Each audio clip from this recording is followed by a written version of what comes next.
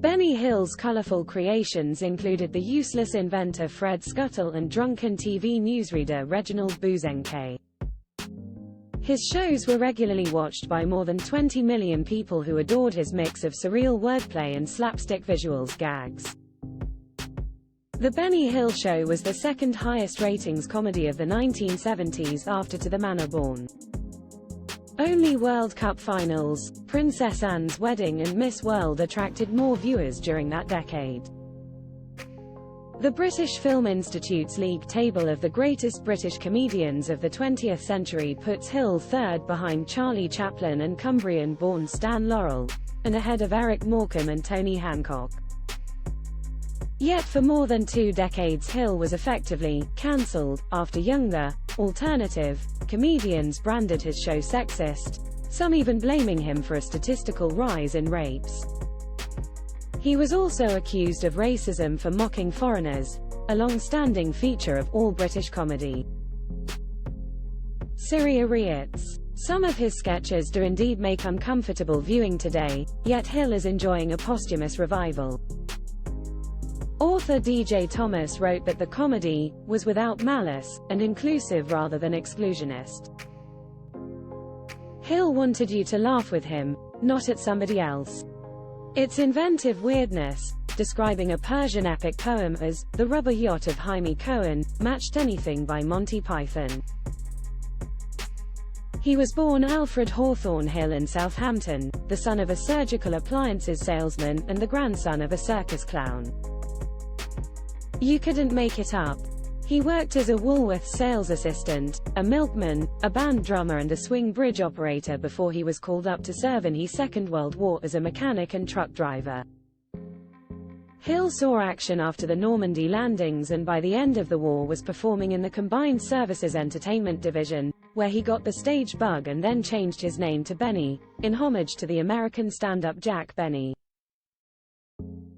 Success came fast. His radio debut in 1947 was followed 3 years later by TV and cameo parts in movies, including Chitty Chitty Bang Bang and the original The Italian Job.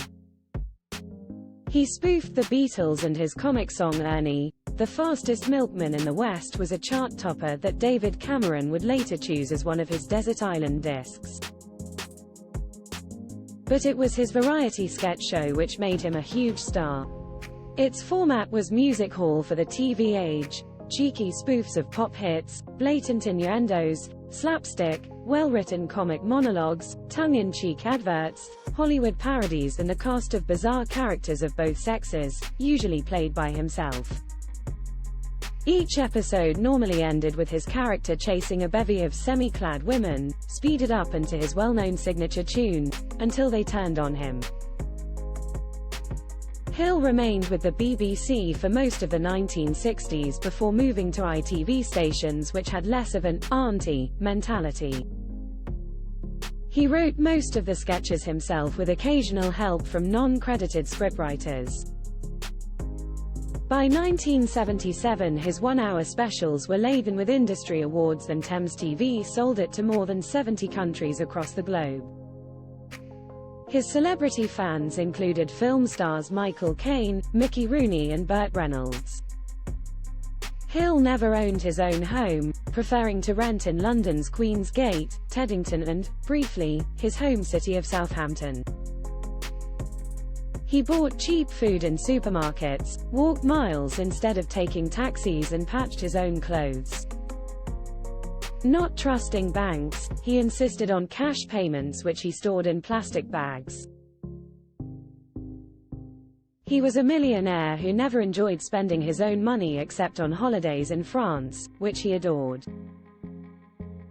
He never married or had a long-term girlfriend, but was linked romantically to at least one of the Hills Angels, the troupe of women who appeared regularly on his shows. Then in 1987 the left-wing comedian and Blackadder creator Ben Elton launched a savage attack, linking the Benny Hill Show to crime which ensured that women can't even walk safe in a park anymore. One newspaper columnist likened Elton's assault to watching an elderly uncle being kicked to death by young thugs, and Elton later recanted his view. But the damage was done. Thames TV executives seemed to forget that Benny's shows had earned him £26 million over 21 years and pulled back from commissioning the planned next series. Benny quit Thames TV to take a year off, but never returned after its light entertainment head John Howard Davies said he was past his sell-by date. In 1992, Thames gave in to a tsunami of viewer requests and put together a compilation of re-edited shows. Central TV then put a contract in the post for a new series of specials. Benny died on the day that contract arrived of a thrombosis while watching TV in his favorite armchair. His body was not found for 2 days. He was 68. In 2006, Channel 4 broadcast evidence that Benny's comedy was being enjoyed by young people born after his death, the Little Britain and Borat TV generation. And by the end of 2021, The Benny Hill Show was finding an even younger audience on streaming channels, and it was again given free view nationwide slots for the first time in 20 years.